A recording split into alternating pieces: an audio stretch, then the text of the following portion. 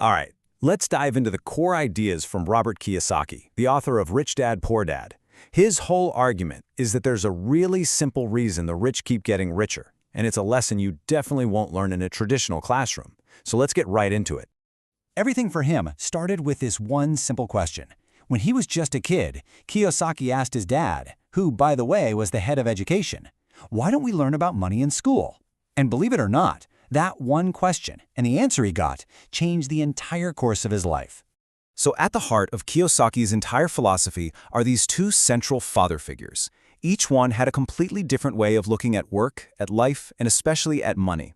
He called one his poor dad and the other his rich dad. And here's the fundamental difference. His actual father, his poor dad, was this highly educated guy, a government employee who did everything by the book. But his best friend's dad, his rich dad, was an entrepreneur who dropped out of school when he was just 13. I mean, we're talking about two completely different paths in life that led to, well, vastly different financial outcomes. And you can just see how their worldviews were polar opposites here. Poor dad, the guy with the PhD, he trusted the system. His advice was always, get a job, because he believed a good company or the government would take care of you. Rich dad, his philosophy was the complete opposite. He thought that for an entrepreneur, understanding money wasn't just a good idea. It was literally a matter of survival. So, Kiyosaki decides, okay, I'm going to follow my rich dad's advice. But the very first lesson he learned was, well, a real head-scratcher. It was this crazy paradox: how to get rich by working for free. And get this, he was only 9 years old when this all started. While all the other kids were out playing and trading baseball cards, Kiyosaki was getting this intense, real-world education in how to build wealth. And the first rule of this class was, you don't get a paycheck. You see, Rich Dad had one condition that was absolutely non-negotiable. He said, you can work for me, but I will never, ever pay you. Now, why would he do that? Because he said the second you take a paycheck, your brain just snaps into an employee mindset. The goal here wasn't to earn money in the traditional sense, it was to learn how money actually works. What Rich Dad was doing was super clever. He was trying to break him out of what he called the employee trap.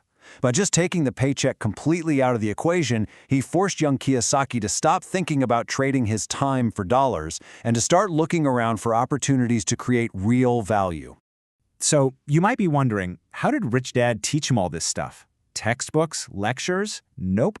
He used something most of us have collecting dust in a closet: a Monopoly board. After weeks of working for nothing, you can imagine 9-year-old Kiyosaki is getting pretty frustrated, right? He finally confronts Rich Dad and says, hey, when are you actually going to teach me about money?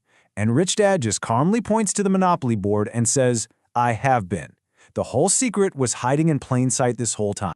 And Rich Dad just lays it all out. He says one of the simplest formulas for wealth is literally written right into the rules of Monopoly. You know the one, you buy 4 greenhouses and then you trade them up for one big red hotel. That's it. That's the whole formula. Acquire small assets that bring in cash, then roll them up into bigger ones.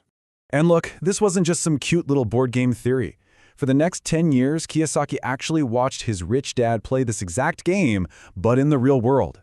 He went around Waikiki buying up these smaller properties, his greenhouses, and eventually he put them all together into one big piece of land for his red hotel. And the payoff? Are you ready for this? That red hotel became the Hyatt Regency on Waikiki Beach, and it recently sold for an absolutely jaw-dropping $800 million. I mean, wow! All from a simple lesson learned playing a board game as a kid. It's just incredible. So this whole experience taught Kiyosaki something really fundamental. Our school system is designed to create good employees, not entrepreneurs. It can't really teach you how to get rich because, frankly, most teachers aren't in that game themselves. He has this term for it, fake teachers. You know, people who teach something but have zero real-world experience doing it. He talks about his old calculus professor who flat out admitted he never once used the crazy complex math he was paid to teach. What you really want to find, he says, are the real teachers. These are the people who are actually in the game, the ones who are out there in the trenches, doing the thing they teach every single day. So who was on Rich Dad's teaching team? Well, it wasn't a bunch of professors. It was his real-world team. His accountant, his attorney, his banker, his real estate brokers, these were his real teachers because their advice had immediate, tangible consequences. They were all in the game right there with him. But at the end of the day, Kiyosaki says the biggest thing separating the rich from the poor isn't what's in their bank account, it's their mindset. Your financial destiny doesn't start in your wallet, it starts right between your ears. His whole point here is that poverty is often an inherited mindset. It gets passed down from generation to generation, and it's reinforced by the language we hear at home. Things like the rich are greedy or money is the root of all evil. Those phrases can easily become self-fulfilling prophecies. And this slide, this is the absolute core of it. Poor Dad's vocabulary was full of statements that just shut down possibilities. I can't afford it. End of story. But Rich Dad, he trained his brain to turn those statements into questions that open your mind.